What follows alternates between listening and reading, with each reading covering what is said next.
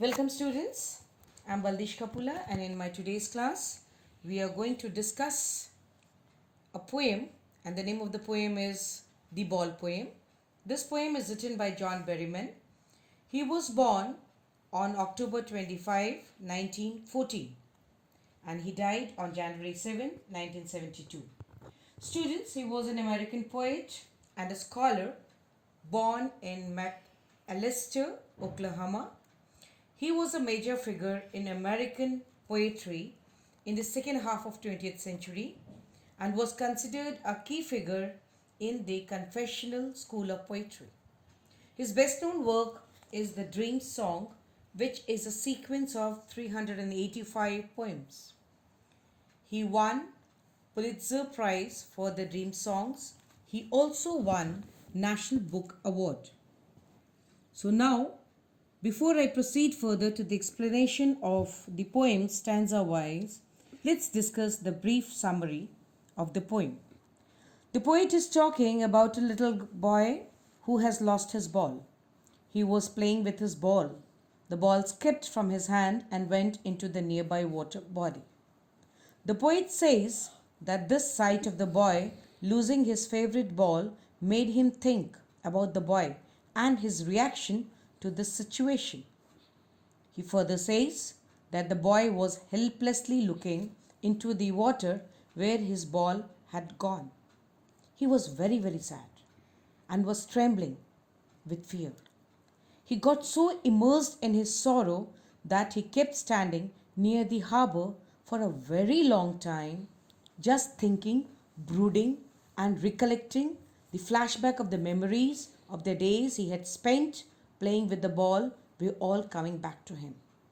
The poet says that he could not console him, that he may get new balls, or he could also give him some money to buy another ball.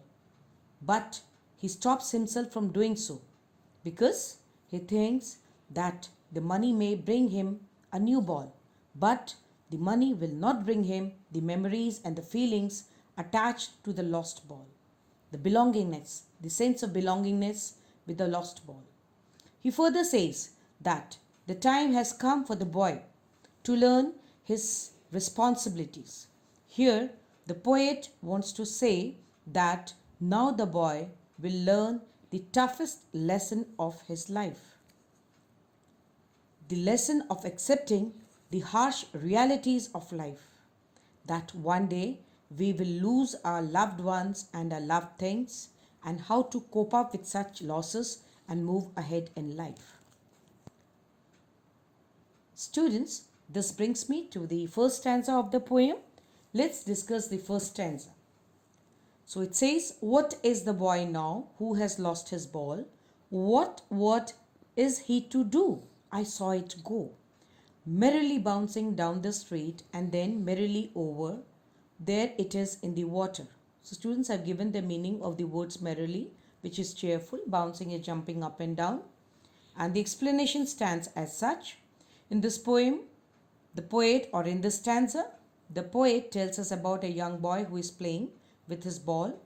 While playing with his ball, he loses his ball and watches it bouncing up and down the street and finally disappear into the water. The poet says, what will the boy do after losing the ball? He further says, he saw the ball go.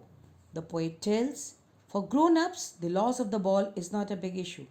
But to this young boy, it's of great value and importance, as it was his valued possession. He had been playing with this ball for a long time, and it was linked to the memories of his old days. Hence, the boy was very, very sad. Students, the literary devices used in this above stanza is one is anaphora, that is use of repeated words in two or more lines. That is, what is the boy, what, then merrily bouncing, merrily over. Then we have another one which is assonance, repeated use of vowel O, that is boy, now, who, lost. Then we have another one that is imagery. Imagery is something which we imagine. Poet says merrily bouncing down the street. Then we have another that is your repetition, what the word what is being repeated. Okay, then let's come down to the next stanza. And in this stanza, let's read the stanza first. No use to say, oh, there are other balls. An ultimate shaking grief fixes the boy. As he stands rigid, trembling, staring down all his young days into the harbour where his ball went. I would not intrude on him. A dime another ball is worthless now. Students, the meaning of grief, rigid, trembling, harbour, intrude, dime, worthless is given. And the literary devices used in the above stanza is repetition. The word ball is being repeated. And the another literary device used over here is syntyden, which is not very popular. It is no use of conjunction in the sentence. The last sentence you see, a dime another ball is worthless. Okay, let's go for the explanation. The poet says that there is no benefit of consoling the boy by saying that he will get another ball because he has other balls too. He says so because the boy is feeling very sad. When the ball bounces into the water, all his memories of the childhood days flashes in front of him.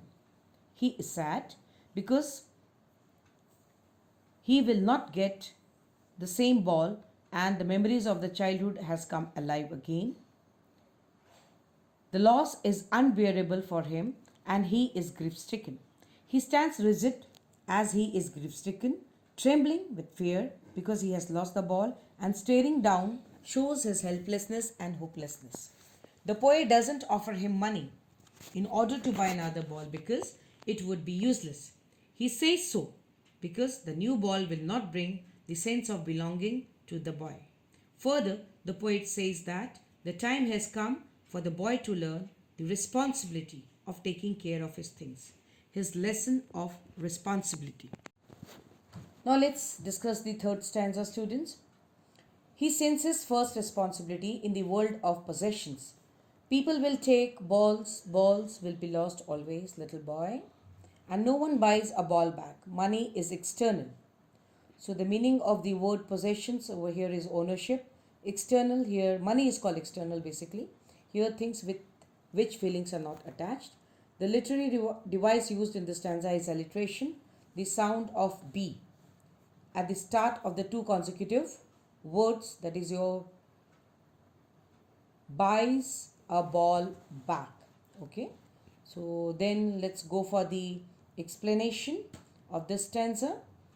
In this stanza, the poet John Berryman wants the boy to learn the lesson of responsibility. If he was careful, then he would have not lost this ball. Hence, the poet wants to say that one must be careful and responsible with one's valued and prized possession. The poet suggests that from the lost ball, the boy is learning what it means to lose something in the world of possessions. World of possessions, students, mean world of grown-ups or materialistic world, where the boy will be losing many things. Here, the poet says that the boy has to learn that in this materialistic world, many of his belongings will be lost. He personifies the ball as his belongings, be it the worldly things or the relationship he is in possession of. He must learn to live with the losses. The poet calls money as external as he will be able to buy some more to replace the ones lost, but would never be able to buy back the things that he had lost. The lost things can be replaced but will not get back the same. As I had earlier discussed, the money will not be able to buy the sense of belongingness. It can only buy or replace the things. It cannot buy or replace the things we love, bygone days, memories, and lost opportunities, etc. So in this stanza, two things are being highlighted. First of all, we need to be responsible so that we don't lose on the things. And second, if we have lost, then we should move on. We should know how to bear and cope up with the loss. The second part, which I said, is covered in the last stanza of the poem, students. He is learning well behind his desperate eyes the epistemology of loss, how to stand up, knowing what every man must one day know, and most know many days how to stand up. So external over here, which is mentioned in the previous stanza, is the feelings are not attached with. Desperate means hopeless. Epistemology is the Greek word epistem means knowledge. Okay, it's coming from a Greek word episte, that means knowledge. The literary devices used in the stanza, students, are alliteration and then assonance, again the use of the vowel e, and then we have repetition, ball word is repeated. And as far as rhymic scheme is concerned, this poem doesn't have any rhymic scheme. Let's go for an explanation. In this last stanza, the poet tells that from the loss of the ball, the boy is learning how to stand up in the world of possession. The boy is learning what it means to lose something valuable and how to cope up with the loss. The poet mentions about epistemology. He says that knowing that every man has to stand up after such losses, the boy too will learn how to bear the loss and stand up. He will also learn how to leave the losses behind as he would have understood the true meaning and nature of loss. The harsh truth of standing up against the odd miseries of life that everyone has to bear. He must stand up and move on. So students, this is the slide of glossary. Then we have RTCs based on each and every stanza. So please go through these questions and try to answer them. If you have any doubt, please send your queries to me. I'll answer the doubts or the queries. Then we have short answer type questions, students. I have already given the answers to these questions in the slides that follow. So there are few long questions. Try to answer once again, I repeat. Try to answer all the questions. And in case if you have any doubt, please send me your doubts. I'll try to clear them.